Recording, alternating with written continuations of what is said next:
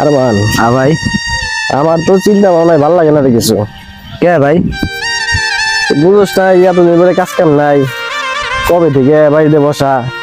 ঠিক আছে, এখন কি খাই কি করি চিন্তা ভাবনায় কিছুই ভালো লাগে না। অবস্থা ভাই আমারও খারাপ, কেমনে যে চলতেছে ভাই, কে পয়সা না থাকলে। মনে কর যে যে ব্যবসার মধ্যে যাই ওই ব্যবসায়ী ধরা খাই। ও ভাই, ওই বহুত ব্যবসা ধরা তো আর খাইছি। ভালো মতো করে খেতে পারি না, বুঝছস? হুম, তাহলে কি করুন যায়, এটা বুদ্ধি শুদ্ধি আছে না? আছে ভাই, ভালো বুদ্ধি আছে। আমাকে ওই যে আগের ব্যবসাটা যদি ভাই আবার করা যায় তাইলে। আগের ব্যবসা? তুই কোন ব্যবসার কথা বলতেছ? আরে বুঝো না, চুরির ব্যবসাটা। তুই অমুকের বাড়ি চুরি করলাম, এই ব্যবসাটা। চুরির ব্যবসা তোর কি মন নাই রে? দুইজনে যে ধরা খেয়ে যে মাইর খাইলাম, মার খাওয়ার পরে 3 মাস মনে করে যে হাসপাতালে বসে আছিলাম। আমার যদি এখনো মনে পড়ে যে যে মার খেয়েছিলাম ওই কথা, আমার চাপ দেখি।